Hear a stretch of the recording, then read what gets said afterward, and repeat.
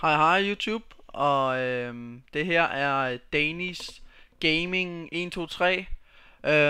Hvis I kan høre på stemmen, så hvis jeg har været inde og se en kanal, der hedder Crisis Race, så er jeg også bruger på den. Jeg har bare lavet en ny kanal også, ikke fordi jeg ikke bruger den anden kanal mere, men jeg havde bare lyst til at lave en ny med nogle andre videoer.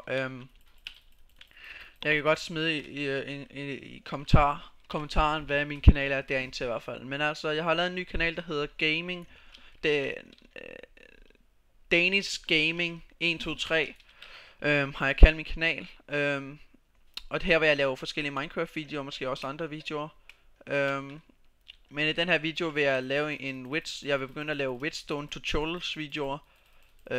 For jer der er måske en nybegynder til Whetstone, I må lige bære over med mig, hvis jeg ikke er lige så god til Whetstones. Jeg er ikke sådan en pro, vil jeg sige. Så men jeg kan lige så godt set bare gå i gang. For jer som der ikke er, så vil jeg lige vise nogle ting først. For det første, så det her I ser her, det er en Whetstone ore. Den her I ser her. Når man slår den i stykker, så får man det her. Og den her, det kaldes en Whetstone. Det her er en Whetstone, den jeg har i hånden hernede, som ser sådan der ud, når du lægger den. Og det er sådan jeg har i hånden, den kommer til. Den lander ikke på jorden sådan der. Sådan her ser en Whetstone ud, når den er tændt. Og sådan her, hvis det Whetstone er tændt. Det her er en Whetstone Torches, som er en der kan give strøm i det her Whetstone. Ligesom den her, der giver strøm ind i Whetstone. Men der er jo ikke nogen her. Det kan I godt se her, se. Der, så kommer der i smerten, så går der ikke. Og den kan så både slukkes, så nu er den tændt.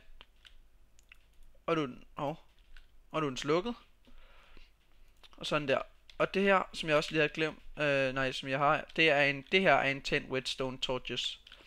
Så har man en Whetstone forlænger, som gør, at du kan forlænge Whetstone, så den kan rode endnu længere. Fordi Whetstone kan kun kan kun række til 15 Whetstone. Dem her, den kan kun række sådan her, hele vejen til 15.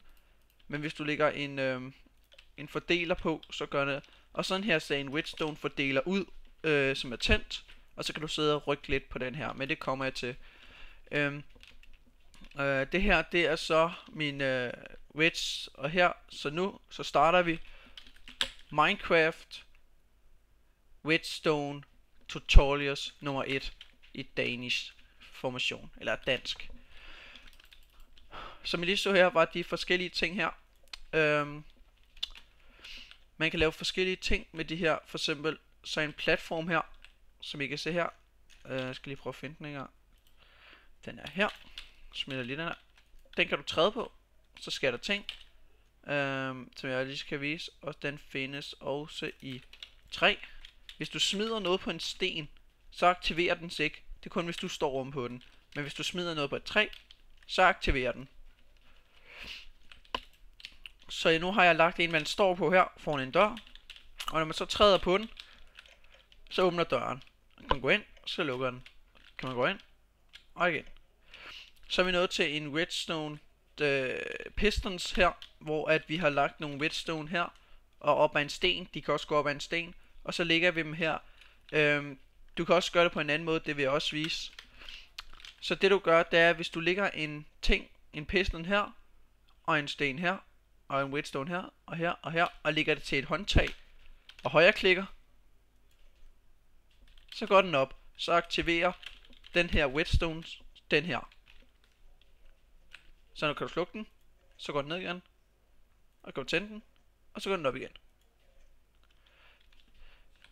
Nogle de tager for eksempel en dør, bare, kan lige finde den der, tager bare en dør, og skal lige finde Whetstone her engang, der, skal lige finde hvad jeg skal fjerne. Jeg skal fjerne bare den her. Nogle de gør sådan, at de lægger en Whetstone ind til døren, hvis de laver en eller anden escapecraft bane eller et eller andet, bare for at få døren til at åbne. Så kan de gøre sådan her. Så åbner døren. Og det er den hele tiden, indtil du går slukker for håndtaget igen. Men hvis du gerne vil have, at det ikke skal gøre sådan, så når du går ind, så kan du se Whetstone Torchesen dernede, når du så lukker døren. Så det du kan gøre, det er, at en sten eller andre objekter, som er firkantet, kan du lægge ind foran her. Så Whetstone den går ind i stenen, og ind i døren, fordi så kommer der automatisk strøm i stenen, og så rammer den døren. Det kan jeg lige prøve at vise jer. Se her. Så åbner den, og så hvis man går herover og lukker den, så kan man ikke se whetstone, så kan man bare se en sten, og så passer det jo perfekt, når man lige kan gøre sådan der. Så åbner den og lukker. Den her, den har jeg bare lavet for, at man kan tælle. Vi kunne tælle, hvor mange whetstone den kan køre til, og den stopper her. Når der ikke er strøm i en whetstone, som jeg viste derovre, så kan man se, der kommer de her mærkelige prikke op af det her whetstone, men det gør der ikke i den her. Så derfor, ja. Men hvis du så laver den længere, nu ser vi bare den røde dertil, så kan der jo ikke de her. Men så hvis vi lægger en sten, så ser vi bare, hvis der er en sten der, og en pistons, sætter vi, skal ikke bruge på dem, sætter vi der. Så vi se, så tænder den, men den kan ikke ramme pistons, men så kan man få den til at få den her forlænger til at gøre strømledning meget længere, så den får 15 mere. Så du sletter den der, og sender en der, og så går du ind og tænder for den. Og så den her, den aktiveres, og så kan whetstone lige nå hen til den. Så det er en meget smart måde. Så har Kasper her, som der står her ved siden af mig, eller derovre, har fået lavet den her trappe her, eller fået lavet det her hus med den trappe her. Det kan godt være, at han lige selv vil vise, hvordan den virker, og han har så lavet den. Jeg kan lige prøve det en gang.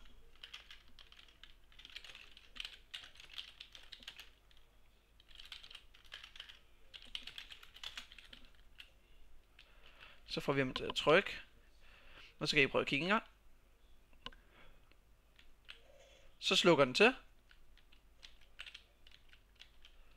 Og så kan man, så er der en åben en her indtil, hvor han så har lavet noget musik. Man kan spille på de her. Og så jeg har lige create mode. Så kan man bare spille noget musik.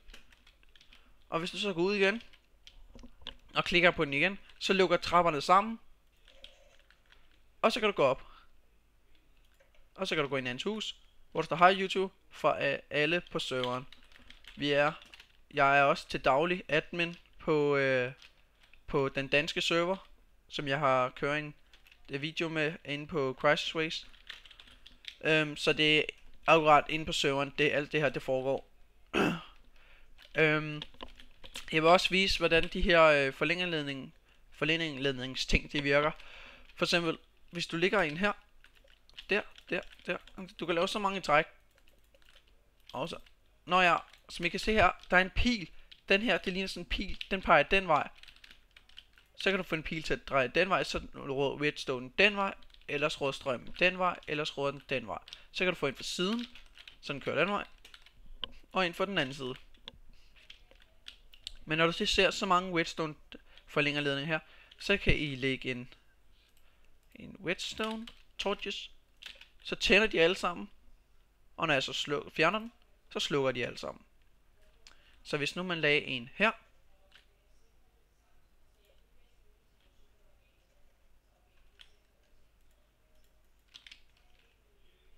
og lagde en her, så tænder whetstone.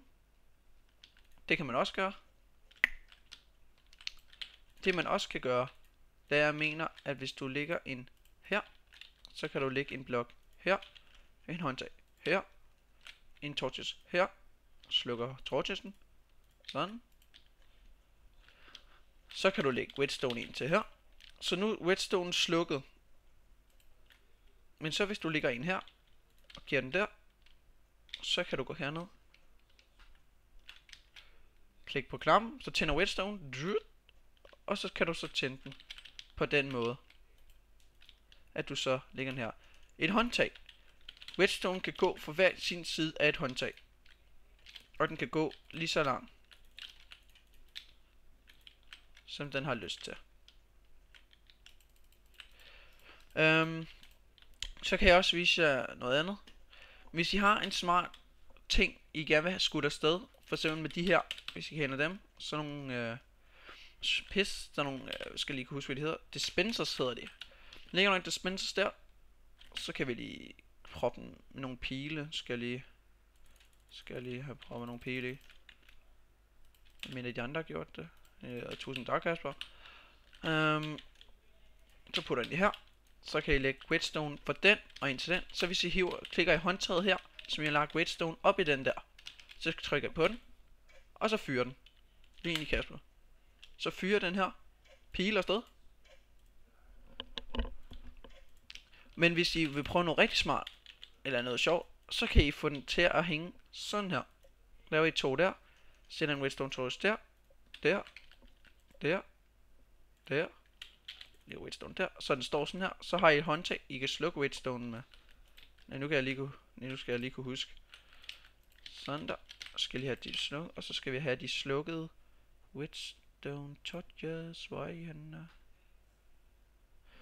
Kan jeg ikke lige finde de slukkede redstone torches?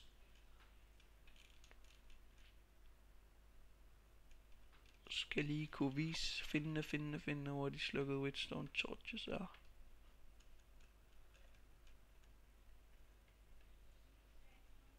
Det er sært. Det plejer der, hvor de andre redstone er. Nå, lige meget i hvert fald. Vi kan i hvert fald godt lige gå over og finde en slukket pistons. Flyver lige her engang. Der. Nå, det kunne vi ikke. Så ligger vi bare den. Sådan der. Men i hvert fald. Så kan I få en pistons til at køre at skal jeg lige vise det en gang. Sådan der. Så er det at vi skal bruge de slukkede redstone. Nå, så giver man bare dem selv i. Sådan der. Så ligger en der. Så tændes de. Så ligger I et håndtag her.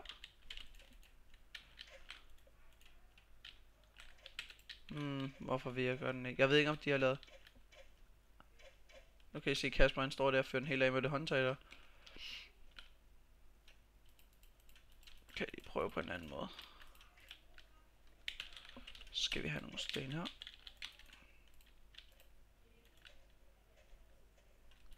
Nå, nu kan jeg huske det. Vi skal lægge en sten her, så den står her. Så ligger en redstone her. Og skal lige ligge der. Og en redstone her. Og så ligger I håndtag her, så den kan ramme. Så den fyrer. Så her går I her. Så ligger en redstone her. Her. Så ligger en her. Der. Så den blinker. I kan se den blinker. Så ligger I håndtag her. Så kan I slukke den. Så skal I tænde den igen. Så det I gør, det er I lader den tænde. Så står den kun at føre en pil af i gang, uden skal gøre noget. Men så hvis I klikker her, som I kan se, så bliver den bare ved med at fyre hele tiden, fordi den bliver ved med at blink her. Til at råde ind i den der. Det kan jeg gøre med alting.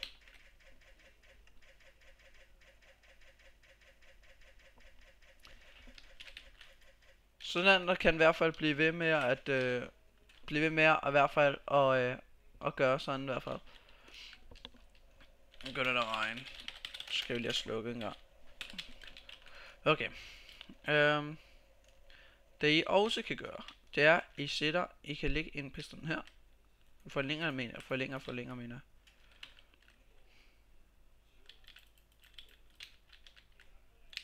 Læg en her.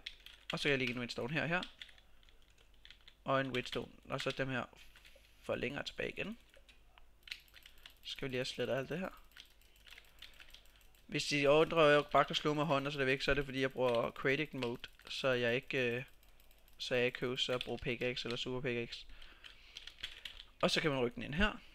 Og så kan man lade den gå her. Så hvis nu jeg sætter den frem der, så bliver den ved med at gå frem og tilbage hele tiden. Med det her redstone. Så vi nu vil prøve igen. En gang til. Med en pistons. Jeg ved ikke lige hvordan vi kan slukke det. Sådan der. Tak for det. Så går vi der. Så går vi her. Så en der. Her. Lægger bare nogle pile i. Så skal jeg lige kunne finde nogle pile. Hvor er I pile? Der. Sådan der. Kage. Eller... Nå, så finder nummeret også kage. Så kan du lægge en her, og så slukker du den hurtigt. Så kan den gå sådan, dung, dung, dung.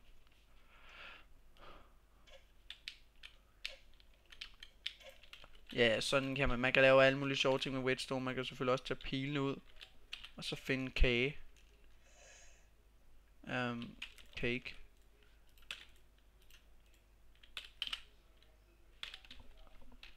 Jeg kan slet ikke huske, hvad kagenummeret er. Men jeg kan også bare skrive cake. Sådan der.